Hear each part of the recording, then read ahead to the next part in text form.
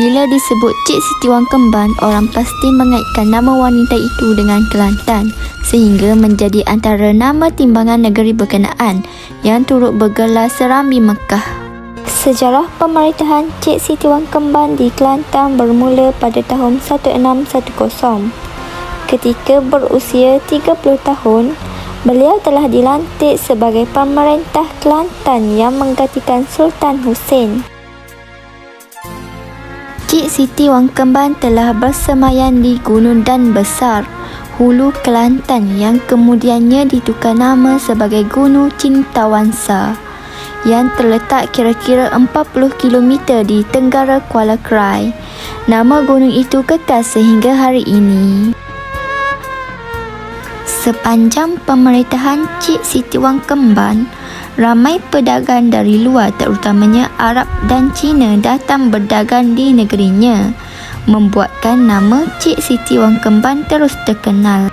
Walaupun beliau seorang wanita, namun sebagai pemerintah, Cik Siti Wang Kemban bijak mengatur langkah dalam memastikan negeri di bawah penguasaannya sentiasa berada dalam keadaan selamat. Kerana bimbangkan pemerintahannya di Gunung Cintawansa akan diserang, beliau telah merancang pembinaan sebuah kota pentadbiran baharu supaya tidak hanya bergantung kepada satu pusat pemerintahan sahaja. Beliau telah membuat keputusan untuk meninggalkan Gunung Cintawansa. Dalam pencarian kawasan baru itu, beliau telah sampai ke hutan yang dipenuhi pokok tegayung. Di situ beliau telah membuka sebuah kota yang diberi nama Kota Tegayun. Di kota pentadbiran baru itu, Cik Siti Wang Kemban telah membina sebuah taman bunga sebagai tempat bermain dan bersukaria yang dinamakan dengan Taman Serandah Sekebun Bunga Ceran Tegayun. Apabila nama Cik Siti Wang Kemban mula terkenal, rakyatnya yang mendiami Gunung Ayam membawa pelbagai persembahan untuk beliau. Antara persembahan itu ialah seekor anak kijang cantik yang amat dikasihinya. Kerana terlalu sayangkan kijang itu, Cik Siti Wang Kemban telah menerapkan lambang kijang pada wang emas negeri.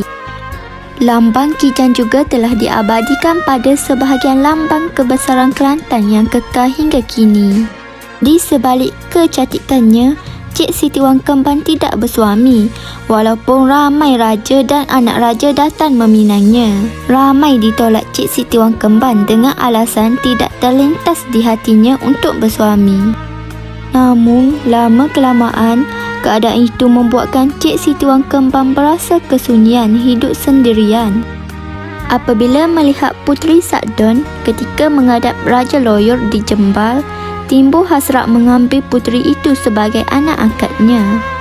Rundingan di antara Raja Loyor dan permaisurinya berakhir dengan kerelaan mereka menyerahkan Puteri Sakdon untuk dijaga Cik Siti Wang Kemban. Puteri Sakdon adalah seorang gadis ayu serta cantik dan digelar penduduk Gunung Cintawansa sebagai Puteri Wijayamala. Perihal kecantikan Puteri Sakdon itu sampai kepada pengetahuan Maharaja Siam yang telah menghantar utusan meminangnya, tetapi telah ditolak oleh Cik Siti Wang Kemban.